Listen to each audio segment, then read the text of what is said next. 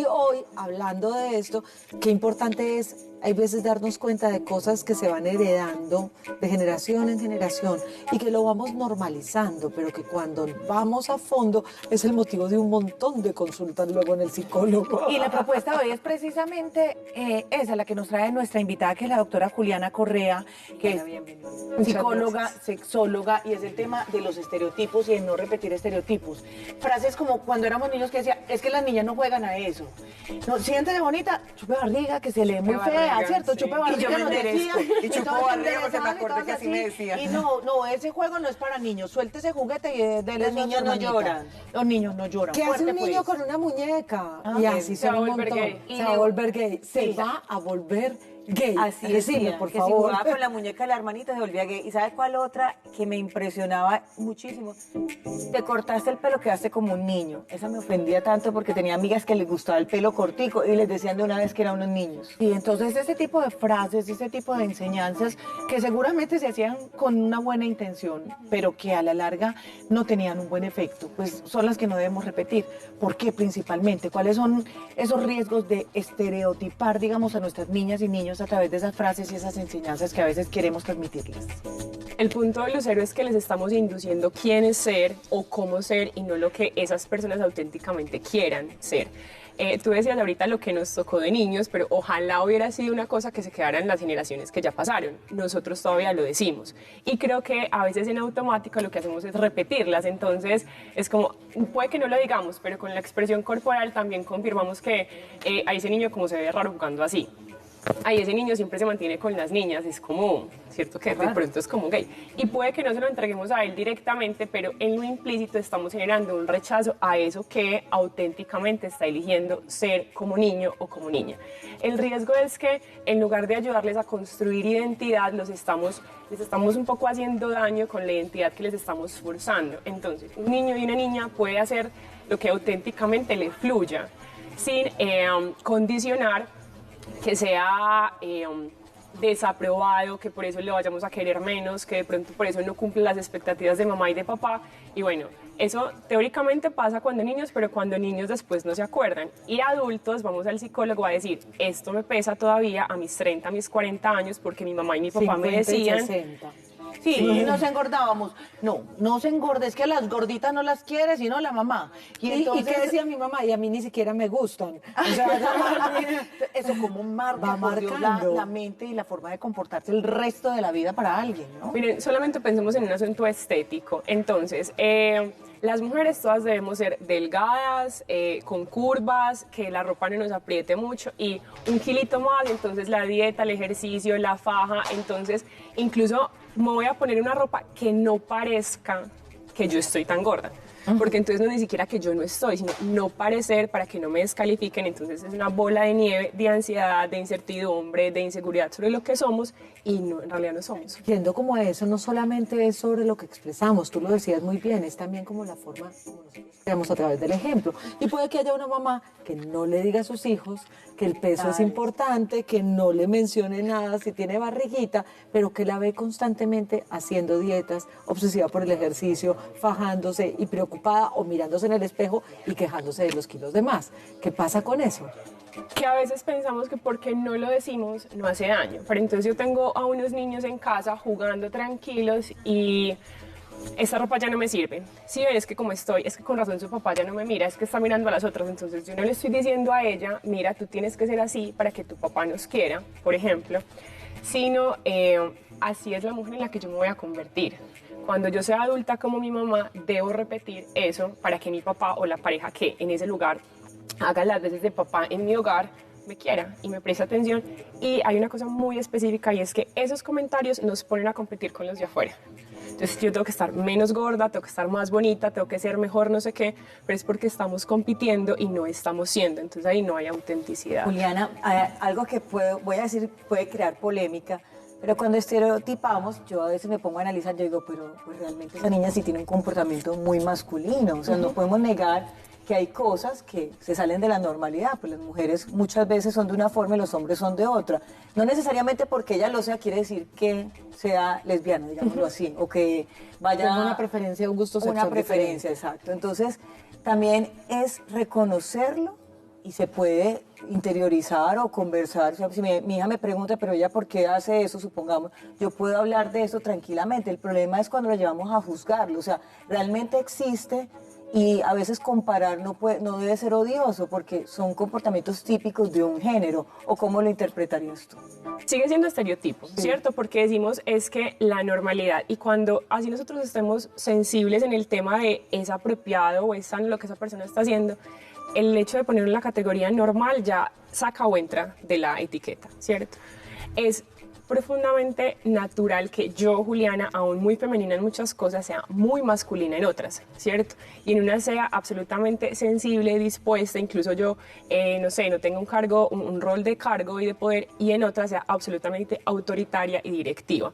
Entonces, toda persona tiene su masculino y su femenino.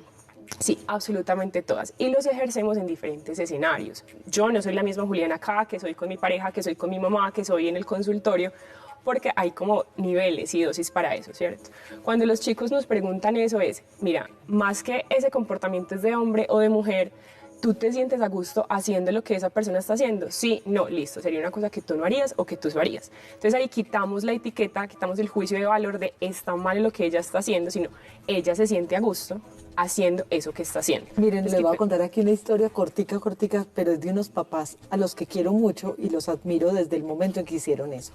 Cuando Tomás estaba en preescolar, hubo una obra del colegio. Y en la obra del colegio era de príncipes, era de superhéroes los hombres y de princesas las mujeres. Y esta niña dijo, ¿yo por qué voy a ser princesa? Yo no quiero ser princesa, yo quiero ser un superhéroe. Y los papás, sin ningún tipo de problema, le dijeron, listo, vamos a hablar con la profe y vas a ser un superhéroe. Y esa, no me acuerdo si fue de Hombre Araña o de Superman, pero ella fue un superhéroe. Y esto no define su identidad sexual. Ahora que está más grande, es supremamente femenina, simplemente fue respetada en lo que quería hacer en su momento. Y hay algo con eso, Olguita, y es que no porque yo tenga comportamientos masculinos, automáticamente me convierto en un hombre que le gustan las mujeres.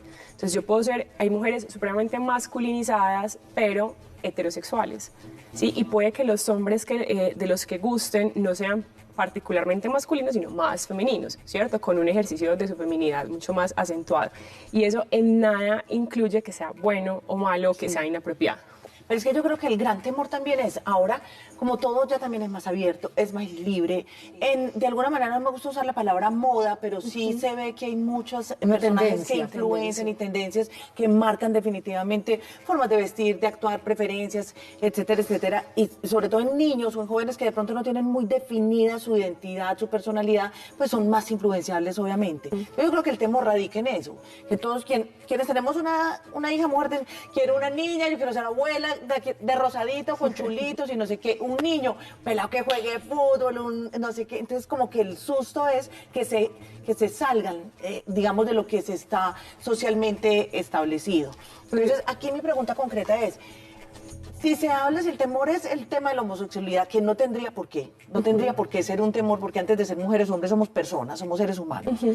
¿La identidad sexual de qué depende? O sea, o la preferencia sexual finalmente ya de una persona cuando tenga la capacidad de hacer su vida y tomar sus decisiones, ¿de qué va a depender? ¿De una moda, de la influencia, de lo que vio, de lo que nosotros le enseñamos o de qué? A eso lo vamos a llamar orientación sexual, ¿sí? Porque muchas personas dicen algo así como es una tendencia, es su condición, y condición nada, eso se llama orientación sexual y es la persona de quien yo me enamoro, con quien yo quiero tener una relación sexoafectiva, en fin. Va a depender de absolutamente nada que controlemos. Así como las personas heterosexuales nos damos cuenta que nos gustan las personas del otro sexo, una persona homosexual se da cuenta que le van gustando las personas del mismo sexo. ¿Cuál es el punto? Que creemos que tenemos la autoridad para preguntar y pedir justificaciones sobre la orientación sexual. Es como, ¿y por qué eres gay? ¿Te pasó algo? ¿Y tuviste una situación de abuso? No. O sea, son mitos que tenemos también que deshacer. La orientación sexual no la decide una persona. Entonces, acá lo más importante es, uno no se vuelve gay, uno no se vuelve lesbiana, uno no deja de ser. Uno auténticamente se va dando cuenta de qué qué tipo de personas te gustan, cuál es su estilo, cuál es su género, cuál es su forma, su proyecto de vida sobre el que quisieras hacer o no parte. Entonces, que una persona tenga una orientación sexual no va a ser algo controlable ni gobernable, por lo que tú decías, las expectativas de los papás. Yo tengo una niña, quiero vestirla siempre de rosado y esa es mi expectativa. Entonces, cuando mi hija me dice, quiero el verde, es como, pero es que es más lindo de rosado porque es que mi sueño está en vestirte de rosado, entonces Y que no vayas es... ballet y que tengas Exacto, tu tuto, entonces ese no es la tipo de niña, cosas. son las expectativas de mamá y papá puestas en ellos los que se frustran, las que se frustran, no los niños como tal. Pero no hay, digamos, en medio de ahora, como te decía, es que uno ve Una televisión, exploración cantantes, demasiado modelos, grande. influencers, Instagram, TikTok, no sé qué cuánto. Y yo diría que, sobre todo en la población muy joven, digamos que se ve de todo, algo que nunca habíamos visto, ya una apertura que a veces dicen, no lo digo yo, pero sí lo escucho con frecuencia, no, ya eso es alcahuetería, ya eso es una sinvergüenza, Sí. No, ya entre eso es lo otras que están cosas también, haciendo, porque es que que- es fomentando este tipo de cosas. Se acabó el mundo. Se acabó el mundo, exactamente. Y creo que el temor, y hablo por muchos papás y por muchas familias, es como que, Dios mío, es que uno hace en la casa lo que puede, ¿sí o no? Y obviamente los valores de la casa se transmiten y tienen que ser los principales. El colegio será siempre un complemento y los amigos otro y el resto otros. Pero hoy en día, donde hay tanta exposición a medios y donde hay tantos personajes de Tanta dónde elegir a información. quién seguir, ¿cierto?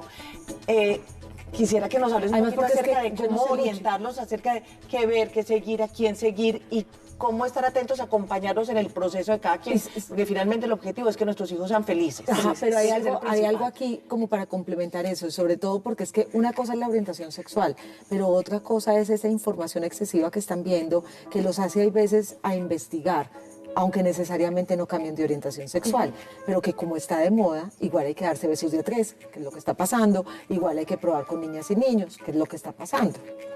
Lo que pasa es que tenemos demasiada información y por demasiada información los adolescentes tienen menos miedo de hacerlo, ¿sí? Porque es aprobado. Entonces, esto que está pasando con los adolescentes hoy ha pasado siempre, que han tenido muchas posibilidades, que han estado sobreinformados, pero ahorita hay menos miedo de los papás.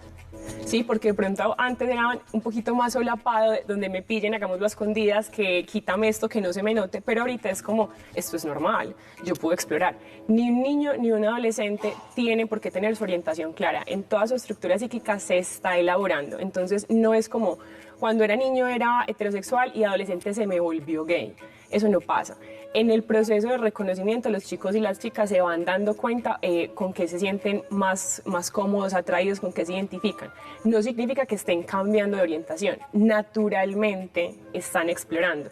Solo que hay unos que lo muestran abiertamente, hablan un montón y pues no tienen pelos en la lengua. Y hay otros que de pronto están un poquito más cohibidos en casa y es como, lo voy a hacer sin que se den cuenta. Pero todo adolescente está en la exploración de su orientación sexual. Incluso porque puede que tenga muy claro que sea heterosexual, pero muchos amigos hombres alrededor y él en algún momento se va a preguntar, ¿será que me gusta este otro con el que estoy pasando mucho tiempo? ¿Yo por qué me siento también con este? Aunque sé que me gustan las chicas, se puede hacer la pregunta y eso no significa que esté poniendo en duda su orientación, sino que está explorando.